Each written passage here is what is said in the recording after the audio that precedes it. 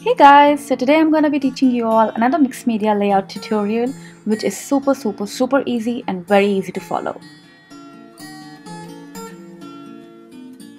I'm using Amelia Rose collection by Prima Marketing, and with a chalk edger and a de-stress tool I'm going to de-stress basically all my edges so that it adds an additional dimension.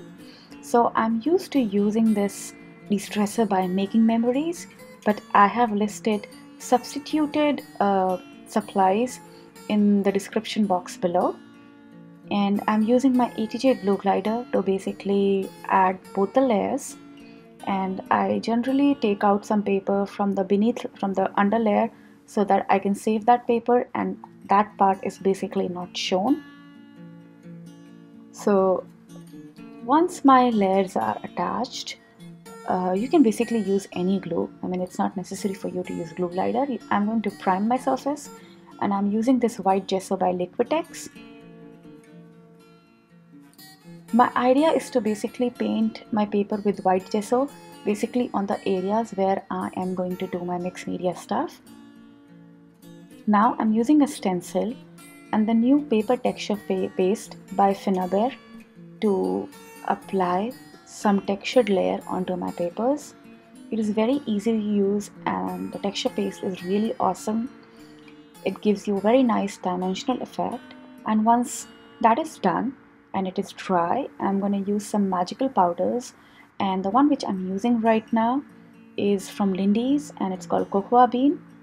I'm going to shake some magical powder around my layout, and with the help of spray bottle I'm going to spread it across.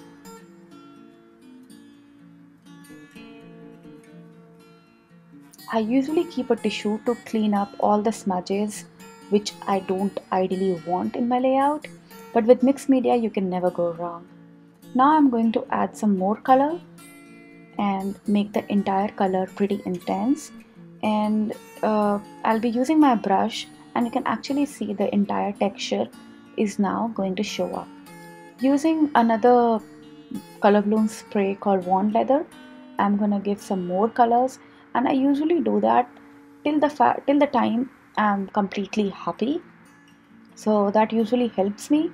And like I said, mixed media you cannot go wrong. Now I'm gonna be using this stamp set and some watermark ink, and I will be embossing some beautiful floral design onto my paper.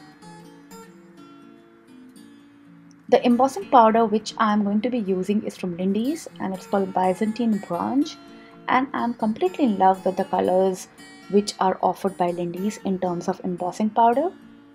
And now using a heat gun, I am going to dry my embossing powder, and with embossing powder I still love the magic. Every time I emboss something I still get excited because I really like the way the powder melts.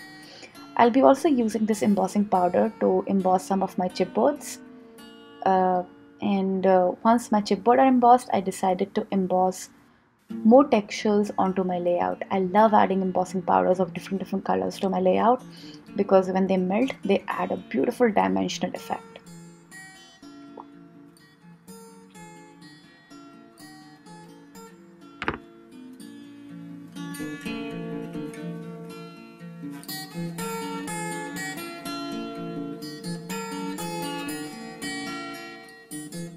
To give more texture to my layout, I'm going to be stamping some textured stamps, and these are mixed media texture stamps by Prima. Using some VersaFine black ink, I'm gonna add some random texture throughout my paper, which makes completely no sense right now because nothing is in symmetry. But once the layout starts coming to life, you can actually see how beautiful these black stamps they look. Now, using some white gesso and some old toothbrush, I'm going to do the old technique of spraying some white and black splatters around. I'm using a black gesso by Prima again, and I'm doing some black splatters around the layout. They add beautiful dimension, and for mixed media I think this is one of my favorite techniques, using my toothbrush.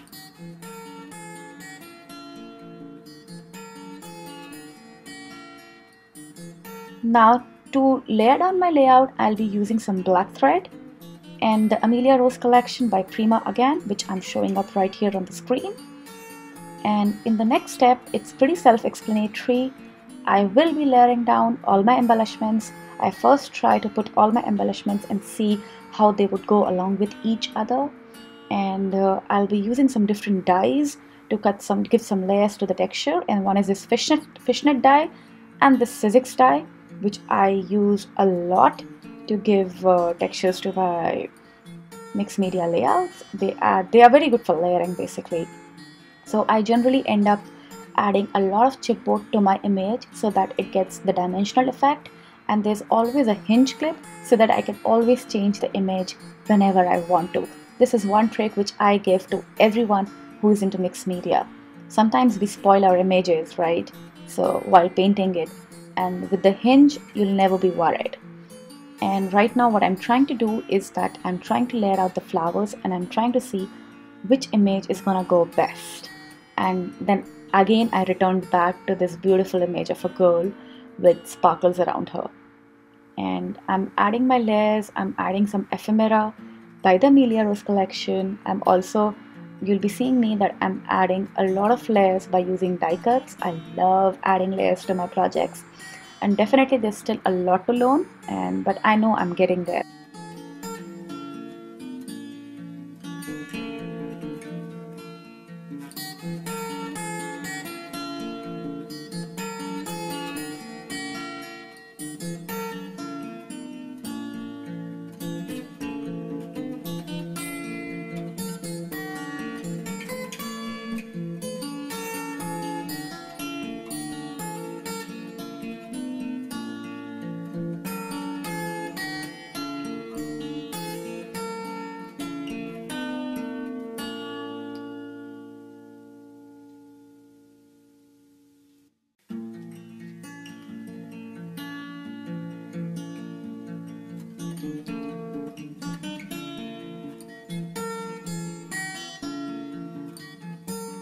As you can see in the video, I usually end up adding a lot of layers to my layout.